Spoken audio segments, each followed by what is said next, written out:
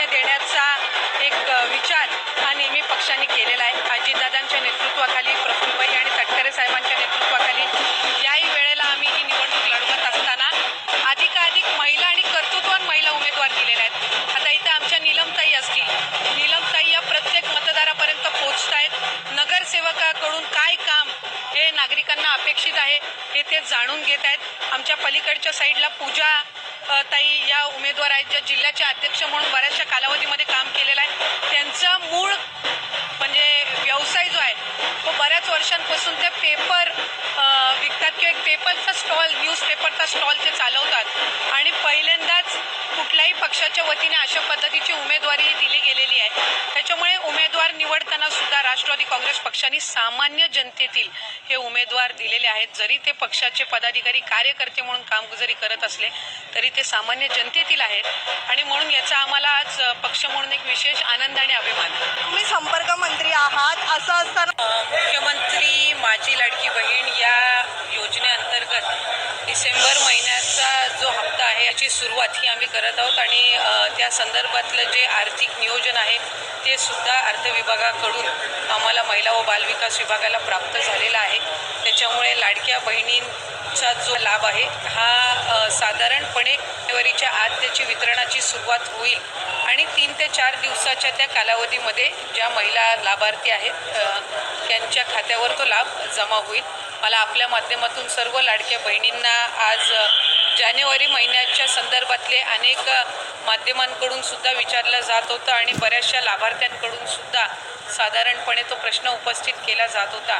त्यामुळे दर महिन्याला आपण महिना संपायच्या आत तो लाभ त्यांच्या अकाउंटला देत असतो। त्यामुळे या महिन्यामध्ये सुद्धा तो लाभ जो आहे वितरणाची सुरुवात ही माननीय मुख्यमंत्री देवेंद्रजी फडणवीस साहेब, उपमुख्यमंत्री एकनाथजी शिंदे साहेब आणि उपमुख्यमंत्री अजितदादा यांच्या सूचनेनुसार मुख्यमंत्री मोदयांनी सुद्धा त्यांच्या पहिल्या पत्रकार परिषदेमध्ये की आम्ही बरोबर त्या सर्व बाबींचं नियोजन करून जे घोषणापत्रकामध्ये आम्ही वचन जे दिलेलं आहे लाडक्या बहिणींना त्यापासून कुठेही दूर न हटता त्यांना वचन दिलेला लाभ जो आहे तो आम्ही व्यवस्थित नियोजन करून त्या पद्धतीनं आम्ही त्यांना देणार।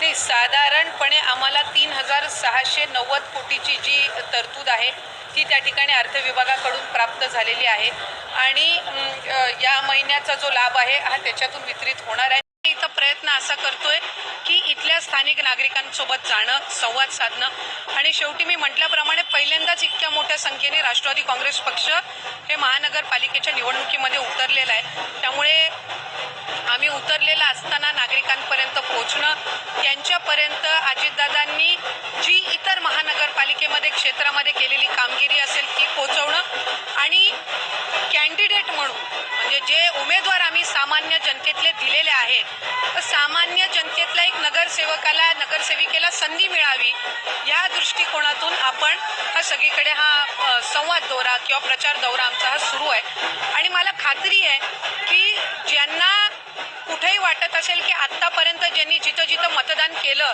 आणि तिथे त्यांना त्या पद्धतीने अपेक्षेनुसार काम झालेलं नाही आहे किंवा विकास झालेला नाही तर नक्कीच राष्ट्रवादी काँग्रेस पक्ष याच्याकडे विकासात्मक दृष्टीने पर्याय म्हणून बघतात। शेवटचा प्रश्न येते, खरं तर सर्वसामान्य जनता ही मागच्या अनेक वर्षापासून त्रस्त आहे, निवडणुकाच झालेल्या नाही, त्यामुळे नुसती आश्वासनं जी आहेत ती दिली जातात। मग ती आपण आता मॅनिफेस्टोच्या माध्यमातून अनेक आश्वासनं दिली जातात।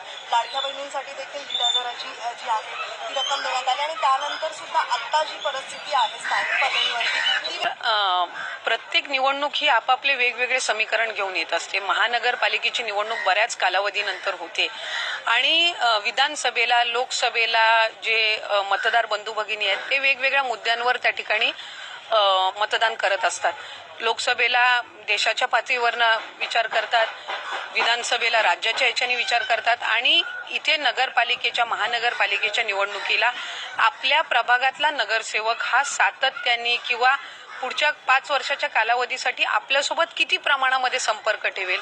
रोजच्या इथल्या प्रभागातल्या अडीअडचणी असतात, मग पाण्याची असते, काही गटरची असते, काही तर अगदी हॉस्पिटलमधल्या पेशंट ॲडमिट करण्याच्या अशा बारीक सारीक गोष्टी असतात। याच्यामध्ये नगरसेवक आणि नगरसेविकेच्या निवडणुकीमध्ये त्या लोकप्रतिनिधीचा तिथल्या जनतेसोबतचा संपर्क डेली रोजच्या दृष्टिकोनातून महत्त्वपूर्ण असतं आणि आम्ही याच मुद्द्याकडे जास्ती लक्ष केंद्रित करत आहोत।